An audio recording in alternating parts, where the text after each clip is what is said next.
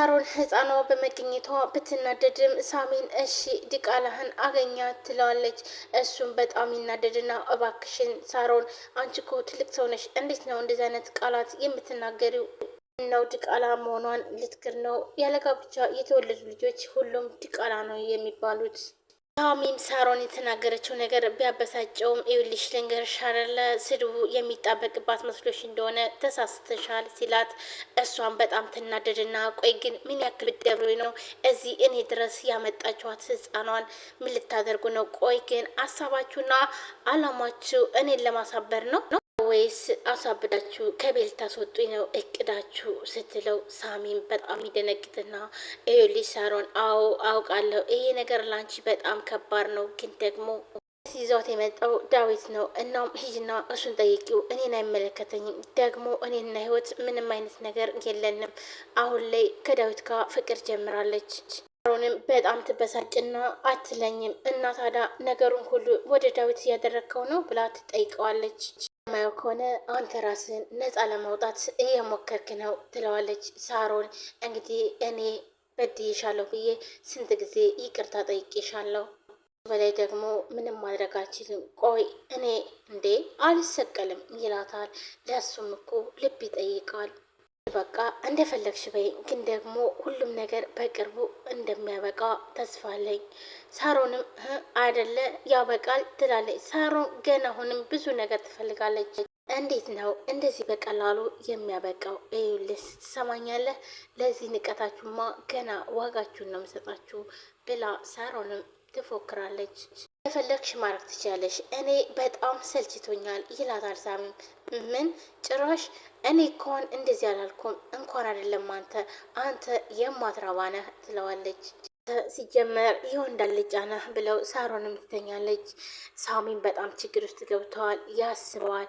የሚያደርገው ነገር በተለይ ደግሞ ከሩት ጋር የተያዘው ነገር ከታወቀ በጣም አደጋና እንዲሁም ደግሞ የመጨረሻ ስለሆነ በጣም ጭንቆታል።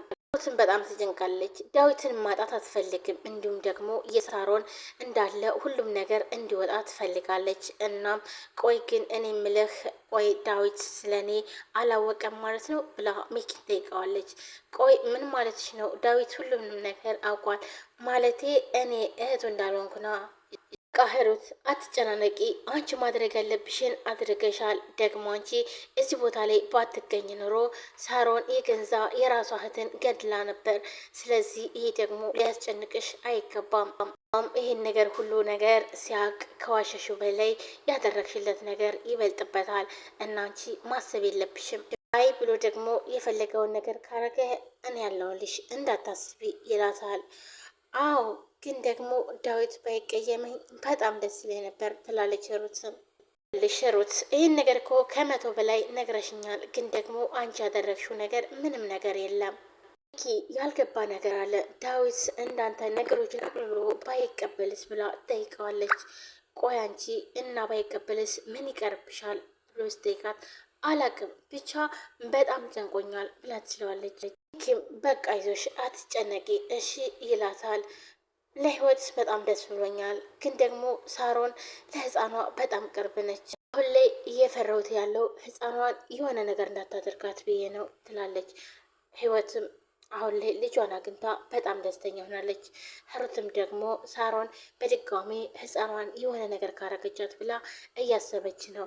እናም ይኸውልሽ ከፈጣሪ በታች እኛ አለን ለህፃኗ አታስቢ ይላታል ሚኪም። ሰላም ሰላም፣ ውድና የተከበራችሁ የቻናል ቤተሰቦች እንዴት ናችሁ? ልኝ እኔ በጣም ደህና ነኝ። ውድ ቤተሰቦች ዛሬም አዲስ ቪዲዮ ይዤላችሁ መጥቻለሁ። የህይወት መንገድ ቀጣይ ክፍል። ሁላችንም እንደምናውቀው ህይወት ልጇን እንዳገኘች እናውቃለን። በጣም ደስተኛ ሆና እየኖረች ነው። ግን ደግሞ ሳሮን ቆይ እኔን እንዴት ብትንቁኝ ነው ህፃኗን እዚህ ድረስ ቤቴ ድረስ ይዛችሁ የመጣችሁት? ወይንስ ደግሞ እኔን ለማሳበድ እቅድ አላችሁ ብላ ሳሚ ጋር ስትጫወበት ነበር። ሳሚም እንግዲህ እኔ አይደለሁም ወንድምሽ ነው ያመጣው፣ ዳዊትን ጠይቂ፣ ልጅቷን ያመጣትኝ ዳዊት ነው እንጂ እኔ አይደለሁም። ደግሞም እንደምታውቂው እኔና ህይወት ምንም አይነት ግንኙነት የለንም ካሁን በኋላ።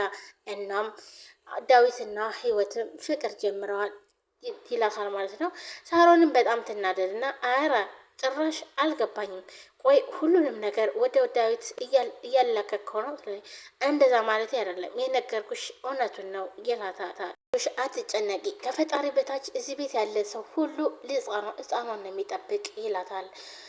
እሺ ቆይ ግን አሁን በጣም ጨንቆኛል እውነት ዳዊትና ህይወት በጣም ይዋደዳሉ፣ ግን ደግሞ መፋቀር አይችሉም። ሳሮንም ትታሰራለች። ነገሮች ሁሉ ብቻ ሳሚ ራሱ እያሳዘነኝ ነው ትላለች። ሳሚ ከሁላቸውም ያሳዝነኛል ይላል። ማለት እንዴት? ቆይ ከሁላቸው ተለይቶ ሳሚ ሊያሳዝንሽ ቻለ ብሎ ሚኪም ይጠይቃታል። ሁላቸውም አይፈልጉትም፣ ማንም ሰው አይፈልገውም ሳሚ። ሳሮንም ህይወትም ዳዊትም እንደዛው ሁላቸውም አይፈልጉትም። ብቻ እኔ የሆነ ሳስበው ራሴንና ስመረምረው የሆነ ቤተሰብ ውስጥ ገብቼ እየበጠበጥኩ ይመስለኛል ብላ ራሷን ስሜት ማለትም ጥፋተኛ አስመስላ ራሷን እየወቀሰች ነው።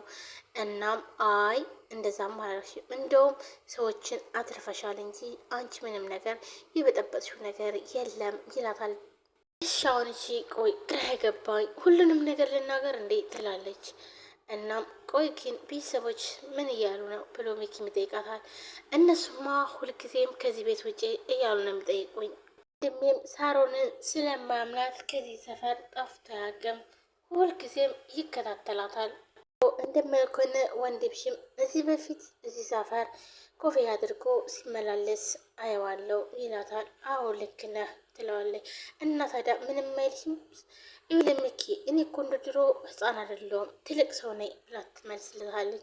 ምንም ነገር እኔ ራሴ ማድረግ እችላለሁ ትለዋለች።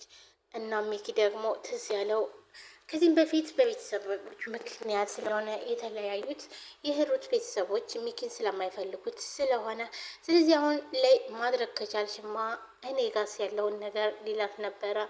እናም ህሩትም ቶሎ ብላ ቆይ ሚኪ እኔ ስለሱ እያወራሁ አይደለም ብላ ታስቆመዋለች። ኦኬ ገባኝ ይላታል።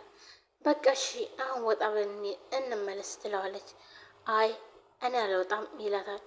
እናም እዚህ ነው የምቆየው። ቆይ እስካሁን እዚህ ነበርካል እንዴ ብላ ትጠይቀዋለች። ቤት ክፈለሽ ቆይ እኔ ግን ደግሞ እዚህ ነው የምቆየው ብሎ ይጠይቃታል። ሁንም ትራስ ይዛ ቀስ ብላ የህይወት መኝታ ቤት ትከፍታለች። የህይወት መኝታ ቤት ስከፍት ግን ህፃኗ ተኝታ ነበር። ነገር ግን ህፃን የለችም፣ ትራስ ነበረ። ልክ እንደ ህፃን ልጅ አድርገው ያስተኟት። እናም ቀስ ብላ ትገባና በሩን ትከፍታለች። እንዳትነሳ ስለምትፈልግ ቀስ ትላለች። አሁንም ትሄዳለች። እናም ልብሱን ወደ ላይ ስታረገው ትራስ ነው። ተናደድና የያዘችውን ትራስ ትጥለዋለች። ሳሚም ከኋላ እያያት ነበረ።